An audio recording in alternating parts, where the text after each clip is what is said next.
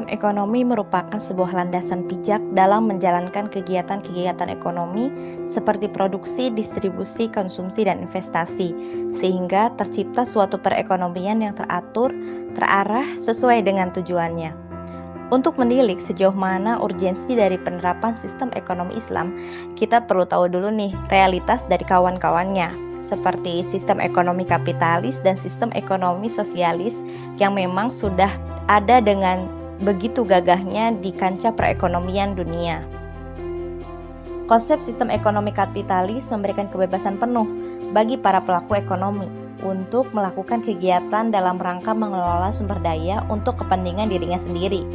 Pada sistem ekonomi ini terdapat keleluasaan penuh bagi perseorangan untuk memiliki sumber daya. Sebenarnya, sistem ini dapat membantu suatu negara untuk dapat memanfaatkan sumber daya dengan lebih efektif dan efisien, serta dapat meningkatkan kreativitas dari masyarakatnya. Akan tetapi, realitasnya, sistem ekonomi kapitalis tidak bisa mengalokasikan dan gagal memanfaatkan sumber daya secara efektif dan efisien. Hal ini disebabkan setiap pelaku ekonomi tidak memperhitungkan kebutuhan orang lain dalam menjalankan usahanya. Teori kapitalis ini pada akhirnya dibantah dengan kemunculan teori sosialis pada abad ke-19. Ekonomi sosialis diartikan suatu sistem perekonomian yang dikomandani oleh pemerintah dalam melaksanakan kegiatan ekonominya, seperti pertambangan, pembangunan jembatan, serta berbagai proyek ekonomi lainnya. Definisi lain menyebutkan sistem ekonomi sosialis berarti seluruh sumber daya dikuasai oleh negara dan menghapus kepemilikan swasta. Secara kasat mata, ekonomi sosialis ini mempunyai cita-cita yang cukup mulia dalam perekonomian, yaitu sistem ekonomi yang berlandaskan kebersamaan dan kolektivitas pada semua lapisan masyarakat. Perekonomian ini juga merefleksikan komando dari pemerintah dalam perekonomian. Adanya sistem ini membuat buyar sistem ekonomi sebelumnya yang hanya dikuasai oleh segelintir orang saja yang memiliki modal cukup banyak serta mempunyai sifat ketamakan dan kerakusan individu. Sekilas bisa dikatakan ini adalah win-win solution untuk mensejahterakan masyarakat suatu negara. Namun, pada pelaksanaan sistem ekonomi sosialis ini justru menimbulkan masalah baru, yaitu penghapusan hak milik pribadi terhadap alat produksi.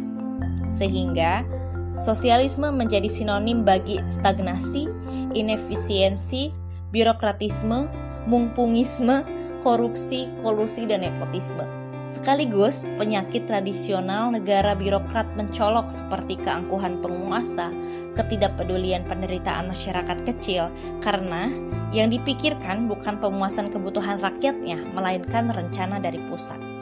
Potensi perkembangan sistem ekonomi Islam bukan tanpa perhitungan.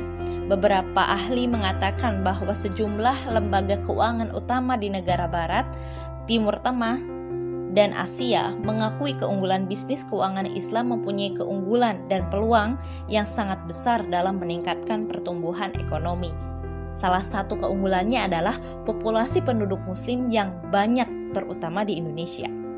Keunggulan kuantitas ini harus menjadi power dalam pengembangan sistem ekonomi Islam. Sistem ekonomi Islam menekankan masalah bagaimana cara memperoleh harta kekayaan, pengelolaan harta, serta cara pendistribusian kekayaan tersebut di tengah-tengah manusia agar dapat dicapai kemaslahatan bersama. Dari sinilah dikatakan bahwa sistem ekonomi Islam berdiri di atas pilar fundamental utama, yakni menyangkut konsep kepemilikan, pengelolaan, serta distribusi kekayaan di tengah masyarakat. Ketiga konsep fundamental tersebut dapat dilakukan oleh peranan negara. Jadi sistem ekonomi Islam ini berada di tengah-tengah, yang kemudian mengkolaborasikan hal-hal tertentu yang ada di dalam sistem kapitalis dan sistem sosialis menjadi sebuah sistem ekonomi yang cukup apik. Sebuah tantangan bagi umat Islam untuk mengembangkan sistem ekonomi berbasis syariah.